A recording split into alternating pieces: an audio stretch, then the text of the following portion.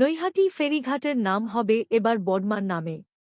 শুধু নামকরণ বদল নয়, সাংসদ কোটার টাকায় ১০০ লাখ টাকা ব্যয় সেজে উঠবে নৈহাটির ঘাটও।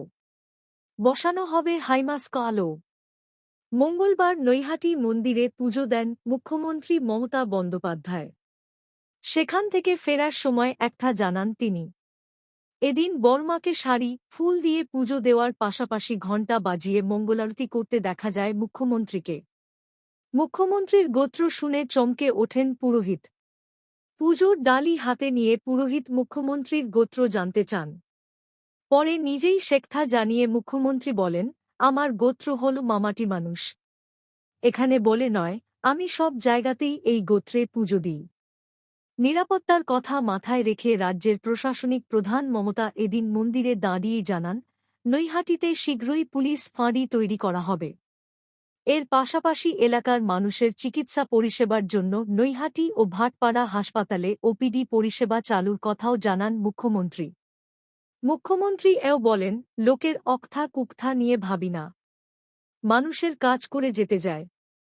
রাজ্যবাসীর মঙ্গল কামনায় তাই মায়ের কাছে এসেছিলাম। আমরা যেখানেই পুজো দিতে যাই, আমার জিজ্ঞেস করে আপনার গোত্র কি নামে, কি গোত্রে পুজো দেবেন।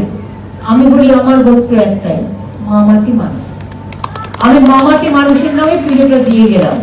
সমস্ত এমএলএরা এবং সব ইম্পর্টেন্ট সকলে পার্সোনালিটিরা এখানে উপস্থিত ছিলেন। আমি তাদের কাছে খুবই কৃতজ্ঞ। প্রতিটি কাজ অলরেডি রাস্তাঘাট আপনারা দেখেছেন খুব চওড়া হয়ে গেছে। আগে আমি যখন এসেছিলাম তখন আমাকে অনেক সরু সরু জায়গা দিয়ে আসতে হয়েছিল।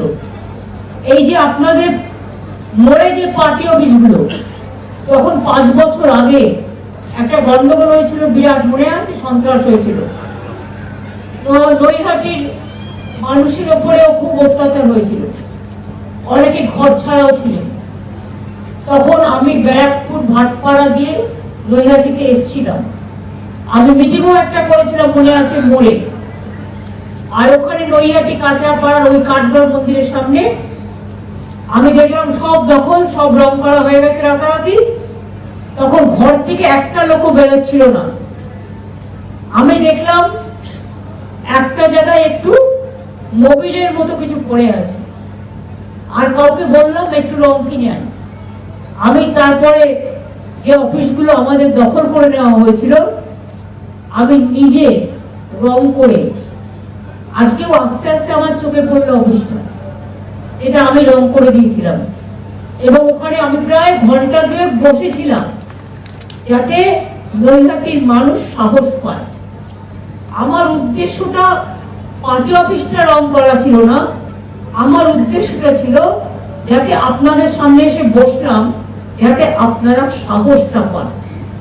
এবং তারপর থেকেই আমি 2 বার এসেছিলাম পরপর, যাতে ভাটপাড়া ব্যারাকপুরে শান্তি ফিরে আসে, নৈহাটি কাঁচরাপাড়া এইসব জায়গাগুলো কল্যাণী শান্তি ফিরে আসে। আমি সেই জন্য এসেছিলাম।